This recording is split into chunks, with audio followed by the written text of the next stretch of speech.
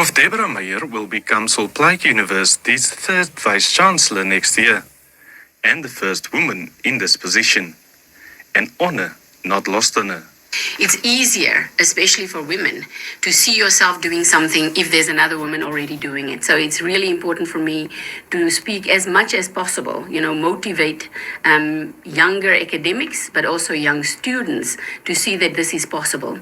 And I link it to not just being a woman, but also being from the township, right? I grew up in a township that was known for everything but vice-chancellors. And so it's really important to also spell out that it doesn't matter where you come from. If you're willing to do the work, you can reach the highest rung on the ladder.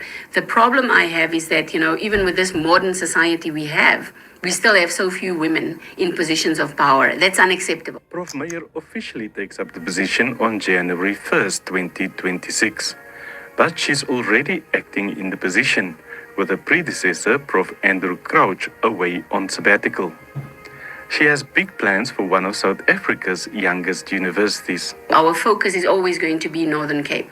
However, as a university, you have to generate something new, right? It's by definition required of university. So we cannot just keep our focus here. We have to expand so that the rest of the world, the rest of the country can see our benefit as well.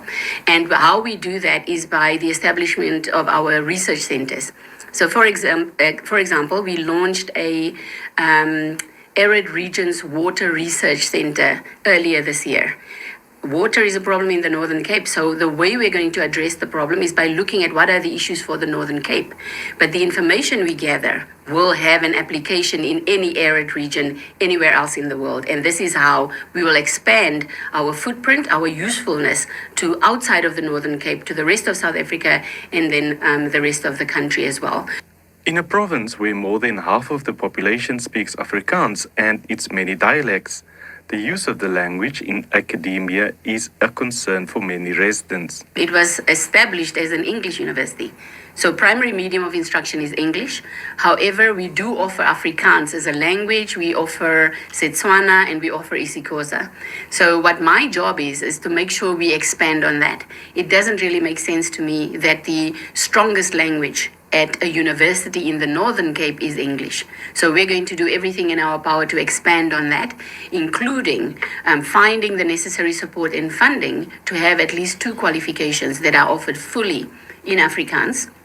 And then once we've proven our success with that, we will then try and raise funds to do exactly the same with isiXhosa and then Setswana. SPU is still to produce a doctoral degree.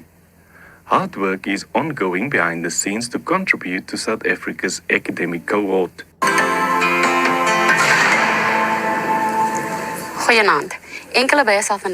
Prof. Meyer has had a colorful career, a poet, writer, and a biochemist, even presenting the weather on SABC News for a few years. These are all the experiences Prof. Meyer believes will tie in nicely